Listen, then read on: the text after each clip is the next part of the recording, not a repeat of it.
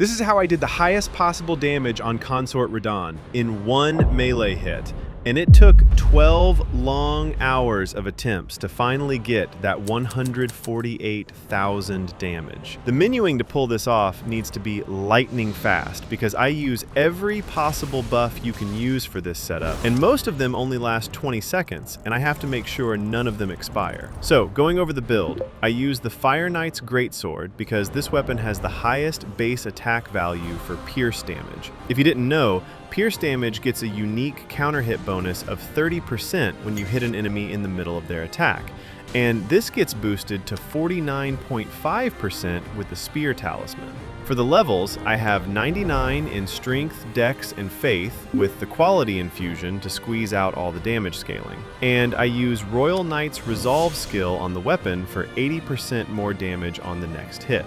I have the Rakshasa armor set equipped, which gives 2% damage for each piece. Now, I will go over all the buffs in the exact sequence I use them. I start the buff order by using a Lulling Branch, which builds up Sleep, which will trigger the Saint Trina's Smile Talisman for 20% more damage on Sleep.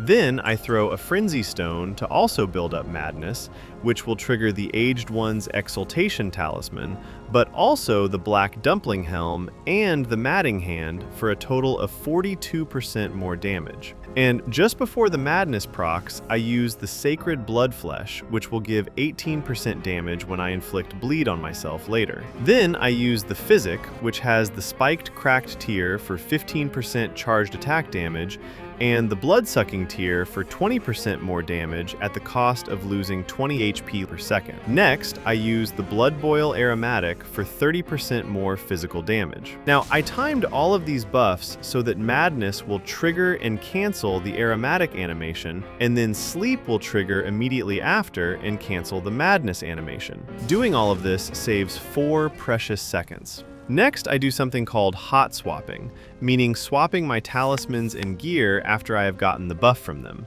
So I swap the Black Dumpling Helm to the Mushroom Crown, the Sleep Talisman to the Kindred of Rot Talisman, and the Madness Talisman to the Lord of Blood Talisman.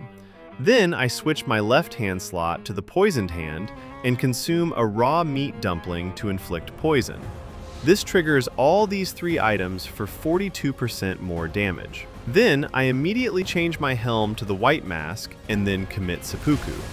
This blood loss triggers all 3 of these items for 55% more damage. Then I immediately enter the fog while quickly equipping the Winged Greathorn. More on that in a second. Then I switch to the Rakshasa Helm and switch to the Red Feathered Talisman, which gives 20% more damage on low HP, and the Two-Handed Talisman for 15% two-handed attack damage. After entering the arena, I summon Stormhawk Dean. This summon roars upon being summoned, which gives a 20% attack buff. But the more interesting thing is what happens to Dean later. After summoning Dean, I use the Soul Stifler skill on the Winged Greathorn. This creates a mist which debuffs the enemy for 15% more damage taken.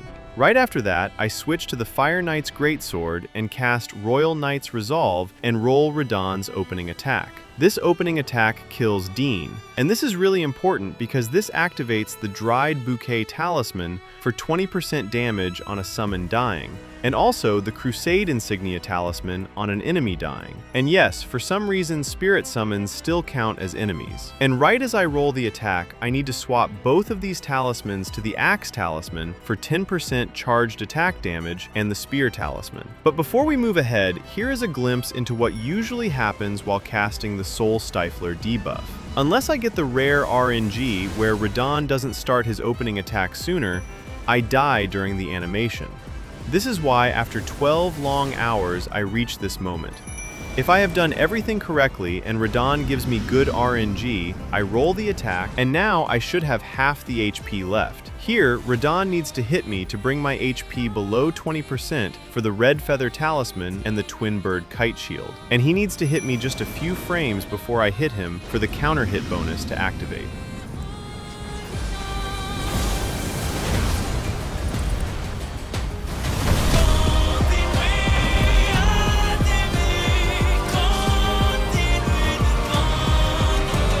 you are you're interested in me doing 30 billion damage in Expedition 33, watch this video.